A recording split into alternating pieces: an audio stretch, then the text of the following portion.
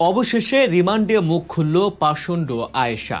পুলিশের জেরার মুখে সে যা স্বীকার করেছে তা শুনলে আপনার পায়ের নিচ থেকে মাটি সরে যাবে।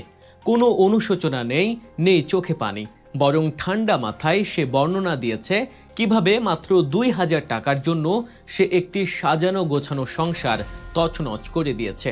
পুলিশকে আয়েশা জানিয়েছে সে আগে থেকেই জানতো যে ওই বাসায় তাকে আর রাখা হবে না, তাই সে পরিকল্পনা করেই এসেছিল।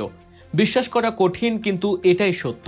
সে বাসা থেকে চাকু নিয়ে এসেছিল শুধুমাত্র তার গৃহকর্ত্রীকে করার উদ্দেশ্যে। আর সবচেয়ে লোমহর্ষক তথ্য হলো, মাকে খুন করার পর যখন ১৫ বছরের মেয়েটি ঘুম থেকে উঠে মাকে বাঁচাতে আসে, তখন এই ডাইনি আয়েশা বিন্দুমাত্র দয়া দেখায়নি। সে সিদ্ধান্ত নেয় কোনো সাক্ষী রাখা যাবে না, তাই ওই অবুঝ কিশোরী নাফিসাকেও সে নির্দয়ভাবে হত্যা করে। করার পর সে ঠান্ডা মাথায় নিজের মাখা কাপড় পাল্টে ওই বাসার স্কুল পড়ুয়া মেয়েটির ইউনিফর্ম গায়ে জড়িয়ে নেয়। ভাবা যায় কতটা ধুরন্ধর হলে একজন মানুষ পর এমন নিখুঁত অভিনয় করে দিনের আলোয় পালিয়ে যেতে পারে। পুলিশি রিমান্ডে বেরিয়ে এসেছে সেই ভয়ঙ্কর চুরির ব্লুপ্রিন্ট। তার পুঙ্খানুপুঙ্খ বিবরণ আজ আপনাদের শোনাবো, তাই ভিডিওটি শেষ পর্যন্ত দেখুন এবং চ্যানেলে নতুন হলে অবশ্যই সাবস্ক্রাইব করুন। এখন প্রশ্ন হলো, যে খুনির কোনো নাম ঠিকানা বা ছবি বাড়ির মালিকের কাছে ছিল না, এমনকি সিসিটিভি ফুটেজেও যার মুখ দেখা যাচ্ছিল না, তাকে পুলিশ কিভাবে খুঁজে পেল? পুলিশ যখন পুরোপুরি অন্ধকারে, ঠিক তখন শরীরের ছোট্ট একটা দাগ, হ্যাঁ মাত্র একটা পোড়া দাগ ধরিয়ে দিল এই ভয়ঙ্কর খুনিকে। মোহাম্মদপুরের এই লোমহর্ষক জোড়া খুনের নেপথ্যে আসলে কি ঘটেছিল? কিভাবে পুলিশ সেই অদৃশ্য খুনিকে জাদুর মতো খুঁজে বের করলো? মূল ঘটনাটি রাজধানীর মোহাম্মদপুরের শাহজাহান রোডের। তারিখ ৮ই ডিসেম্বর ২০২৫, রোজ সোমবার। সকালটা শুরু হয়েছিল আর 10টা সাধারণ দিনের মতোই। গৃহকর্ত্রী লাইলা আফরোজ এবং তার ১৫ বছর বয়সী মেয়ে নাফিসা হয়তো স্বপ্নেও ভাবেননি আজই তাদের জীবনের শেষ সূর্যোদয়। সকাল ৭টা৫১। সিসিটিভি ফুটেজে দেখা যায় এই সময়ে ওই ফ্ল্যাটে প্রবেশ করে গৃহকর্মী আয়েশা, কিন্তু ঢোকার সময় তার হাবভাব ছিল একদম স্বাভাবিক। আর বের হওয়ার সময় সকাল ৯টা৩৫ যখন সে বের হলো, তখন তার পরনে ছিল ওই বাসারই মেয়ে নাফিসার স্কুল ড্রেস, আর পিঠে ছিল ল্যাপটপের ব্যাগ। মাঝখানের এই ১.৫ ঘন্টায় সে ওই ৪ দেয়ালের ভেতর যে নরক নামিয়ে এনেছিল তা কল্পনারও বাইরে। ঘটনা তদন্তে নেমে পুলিশ প্রথমে এক বিশাল ধাঁধায় পড়ে যায়, কারণ এই গৃহকর্মী আয়েশা ওই বাসায় কাজ নিয়েছিল ঘটনার মাত্র ৪ দিন আগে। তার কোনো জাতীয় পরিচয়পত্র বা ছবি বাড়ির মালিক বা ওই বিল্ডিংয়ের সিকিউরিটি গার্ড কারো কাছেই ছিল না। এমনকি সিকিউরিটি গার্ড তাকে কাজ দেওয়ার সময় তার নাম ঠিকানাও যাচাই করেনি, রেজিস্ট্রার খাতায় এন্ট্রি করেনি। আয়েশা জানিয়েছিল তার কেউ নেই, সে এতিম এবং অসহায়। তার গলায় ও মুখের এক পাশে পোড়া দাগ আছে। এই শারীরিক ত্রুটির কথা বলে সে মালিকের সহানুভূতি আদায় করে নিয়েছিল। এই আবেগী গল্প শুনিয়ে সে কাজটা বাগিয়ে নেয়, কিন্তু কে জানতো এই অসহায় চেহারার আড়ালে লুকিয়ে আছে এক ভয়ঙ্কর সাইকোপ্যাথ। তদন্তে পুলিশ জানতে পারে ঘটনার আগের দিন অর্থাৎ রবিবার বাসা থেকে ২,০০০ টাকা চুরি হয়। এই নিয়ে গৃহকর্ত্রী লাইলা আফরোজের সাথে আয়েশার তীব্র কথা কাটাকাটি হয়। লাইলা আফরোজ তাকে শাসান এবং চুরির দায়ে পুলিশে দেওয়ার ভয় দেখান। ব্যাস, এতেই ক্ষিপ্ত হয়ে ওঠে আয়েশা। তবে সাধারণ রাগের বশে করা এক জিনিস, আর ঠান্ডা মাথায় পরিকল্পনা করে করা সম্পূর্ণ ভিন্ন জিনিস। আয়েশা কিন্তু রাগের মাথায় তাৎক্ষণিক কিছু করেনি। সে সারা রাত ধরে পরিকল্পনা করে। পরের দিন অর্থাৎ সোমবার সকালে সে যখন কাজে আসে, তখন সে সঙ্গে করে নিয়ে আসে একটি ধারালো সুইচ গিয়ার চাকু। একবার চিন্তা করে দেখুন, একজন গৃহকর্মী ব্যাগে করে চাকু নিয়ে কাজে আসছে, মানে তার উদ্দেশ্যই ছিল করা। সোমবার সকালবেলায় বাসায় ঢুকেই সে আবার ওই টাকা চুরির বিষয় নিয়ে তর্কে জড়ায়। লাইলা আফরোজ যখন ফোন হাতে নিয়ে কাউকে কল করার চেষ্টা করছিলেন বা পুলিশ ডাকার কথা বলছিলেন, ঠিক তখনই আয়েশা তার আসল রূপ ধারণ করে। সে ব্যাগ থেকে চাকু বের করে লাইলা আফরোজকে এলোপাথারি আঘাত করতে শুরু করে। ঠিক সেই সময় পাশের রুমে ঘুমাচ্ছিল মেয়ে নাফিসা। মায়ের আর্তচিৎকার আর ধস্তাধস্তির শব্দে তার ঘুম ভেঙে যায়। সে দৌড়ে আসে মাকে বাঁচাতে। খুনি আয়েশা তখন নাফিসাকেও ছাড়েনি, তাকেও নির্মমভাবে আঘাত করে হত্যা করে। মা ও মেয়ে দুজনকেই শেষ করে দিয়ে সে বাথরুমে গিয়ে নিজের রক্তমাখা জামা কাপড় পাল্টে ফেলে। এরপর আলমারি খুলে নাফিসার স্কুল ড্রেস বের করে সেটা পরে নেয়, যাতে বের হওয়ার সময় কেউ সন্দেহ না করে।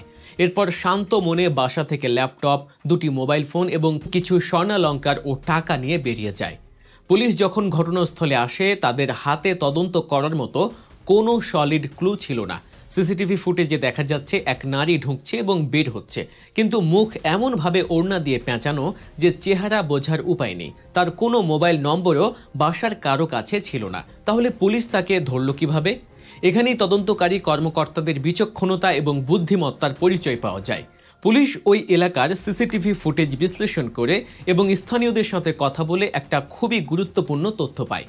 সবাই জানায় ওই কাজের মেয়েটির গলায় এবং মুখের এক পাশে একটি স্পষ্ট পোড়া দাগ ছিল।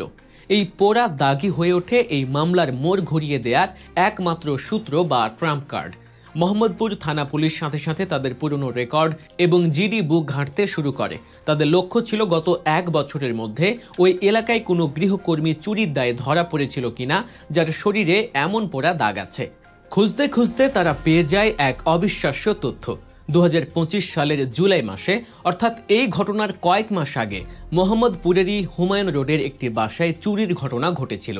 সেই চুরির ঘটনায় এক গৃহকর্মীর বিরুদ্ধে থানায় জিডি করা হয়েছিল। সে জিডির বিবরণে স্পষ্ট লেখা ছিল অভিযুক্ত গৃহকর্মীর মুখে ও গলায় আগুনের পোড়া দাগ আছে। পুলিশ নিশ্চিত হয় এই সেই আয়েশা। পুলিশ ওই জিডির সূত্র ধরে এগোতে থাকে। সেই সময় ওই গৃহকর্মী, যার নাম আয়েশা, তার একটি মোবাইল নম্বর ওই জিডিতে উল্লেখ ছিল। যদিও বর্তমান ঘটনার সময় আয়েশা কোনো ফোন ব্যবহার করত না বা তার সিমও বন্ধ ছিল, কিন্তু পুলিশ ওই পুরনো নম্বরের সূত্র ধরে প্রযুক্তি ব্যবহার শুরু করে। তারা ওই নম্বরের কল লিস্ট এবং IMEI ট্র্যাকিং শুরু করে। তারা দেখে ওই ফোনটি বা সিমটি বর্তমানে কোথায় বা কার সাথে যোগাযোগ করেছে। তদন্তে জানা যায় ফোনটির ডিসপ্লে নষ্ট হয়ে গিয়েছিল এবং রাব্বি নামের এক ব্যক্তি সেটা ঠিক করার জন্য মেকানিকের কাছে দিয়েছিল। পুলিশ আরও গভীরে গিয়ে জানতে পারে এই রাব্বি আর কেউ নয়, সে খুনি আয়েশার স্বামী। তদন্তে আরও বেরিয়ে আসে যে এই আয়েশা আসলে একজন পেশাদার চোর। সে বিভিন্ন বাসায় অসহায় সেজে কাজ নেয়ার নাম করে ঢোকে এবং সুযোগ বুঝে চুরি করে পালিয়ে যায়।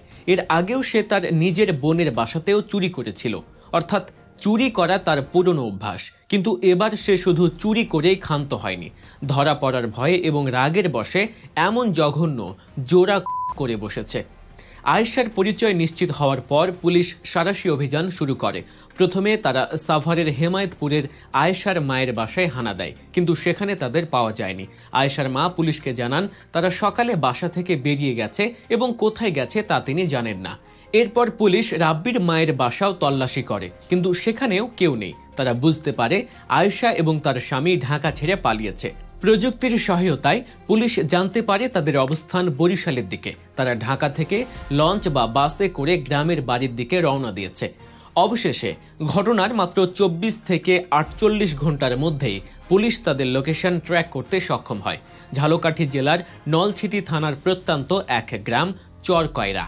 সেখানে রাব্বির দাদা বাড়ি। ঢাকা থেকে পুলিশের একটি স্পেশাল টিম দ্রুত সেখানে পৌঁছে যায়। বুধবার দুপুরে ওই বাড়িতে অভিযান চালিয়ে গ্রেফতার করা হয় আয়েশা এবং তার স্বামী রাব্বিকে। তাদের কাছ থেকে উদ্ধার করা হয় সেই চুরি যাওয়া ল্যাপটপ এবং অন্যান্য মালামাল। গ্রেফতারের পর প্রাথমিক জিজ্ঞাসাবাদে আয়েশা পুলিশের কাছে সব স্বীকার করেছে।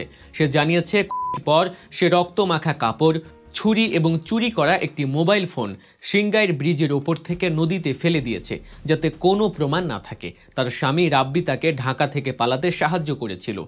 আয়েশার দেয়া তথ্য মতে সে ছোটবেলায় মায়ের সাথে রাগ করে নিজের গায়ে আগুন দিয়েছিল, যার কারণে তার শরীরে ওই পোড়া দাগটি হয়। আর বিধাতার কি বিচার দেখুন, যে পোড়া দাগের গল্প শুনিয়ে সে মানুষের সহানুভূতি আদায় করে কাজ নিত, সেই পোড়া দাগই শেষ পর্যন্ত তাকে ধরিয়ে দিল। এই ঘটনাটি আমাদের চোখে আঙুল দিয়ে দেখিয়ে দেয় আমরা কতটা অসচেতন। মাত্র 4 দিন আগে আসা এক অচেনা মানুষকে আমরা আমাদের অন্দরমহলে, আমাদের বেডরুমে ঢুকতে দিচ্ছি। তার নাম জানি না, গ্রামের বাড়ি জানি না, এনআইডি কার্ড নেই, শুধু মুখের কথায় বিশ্বাস করে তাকে কাজ দিচ্ছি। আর এর পরিণাম হচ্ছে ভয়াবহ। আজ হয়তো লাইলা আফরোজ এবং কিশোরী নাফিসা বেঁচে থাকতেন যদি ওই বাসার দারোয়ান বা বাসার কেউ আয়েশার এনআইডি কার্ড চাইতেন এবং তার ছবি তুলে রাখতেন। অপরাধীরা কিন্তু এই সুযোগটাই নেয়। তারা জানে ঢাকা শহরের মানুষ ব্যস্ত, তারা অত খোঁজ খবর নেয় না। পুলিশের জিজ্ঞাসাবাদে আরও জানা গেছে, আয়েশা শুধু এই বাসাতেই নয়, এর আগেও একাধিক বাসায় চুরি করেছে। সে মূলত টার্গেট করত এমন বাসা যেখানে মানুষ কম বা নিরাপত্তা ব্যবস্থা দুর্বল। মোহাম্মদপুরের এই ঘটনা আবারও প্রমাণ করল যে গৃহকর্মী নিয়োগের ক্ষেত্রে ভেরিফিকেশন এবং তথ্য থানায় জমা দেওয়াটা কতটা জরুরি। ঢাকা মেট্রোপলিটন পুলিশ বা ডিএমপি বারবার এই বিষয়ে সতর্ক করে আসছে, কিন্তু আমরা সাধারণ মানুষরা অনেক সময়ই অলসতা করে তথ্য সংগ্রহ করি না। এই কেসটিতে পুলিশের ভূমিকাও ছিল অত্যন্ত প্রশংসনীয়। আয়েশা এতটাই চতুর ছিল যে সে পালানোর সময় নিজের মোবাইল ব্যবহার করেনি, চেহারা ঢেকে রেখেছিল, এমনকি ভিকটিমের কাপড় পরে ছদ্মবেশ নিয়েছিল। সাধারণ দৃষ্টিতে এটি ছিল একটি ক্লুলেস ক্রাইম, কিন্তু অপরাধী যতই চালাক হোক, সে কোনো না কোনো চিহ্ন রেখে যায়। এখানে সেই চিহ্ন ছিল তার পোড়া দাগ এবং তার অপরাধের পুরনো ইতিহাস বা পূর্বের জিডি। আদালতে ইতিমধ্যে আয়েশাকে 6 দিন এবং তার স্বামী রাব্বিকে 3 দিনের রিমান্ড মঞ্জুর করেছে। তদন্ত চলছে, হয়তো আরও অনেক চাঞ্চল্যকর তথ্য বেরিয়ে আসবে। কিন্তু যে 2টি প্রাণ ঝরে গেল তা আর কোনোদিন ফিরে আসবে না। 15 বছরের কিশোরী নাফিসার কি দোষ ছিল? সে শুধু তার মাকে বাঁচাতে চেয়েছিল। তার স্বপ্ন, তার ভবিষ্যৎ সব কিছু এক নিমিষেই শেষ হয়ে গেল এক পাষণ্ড নারীর হাতে। আমাদের আজকের এই বিশ্লেষণটি আপনাদের কেমন লাগলো? এই ঘটনা থেকে কি আমরা শিক্ষা নিতে পারি?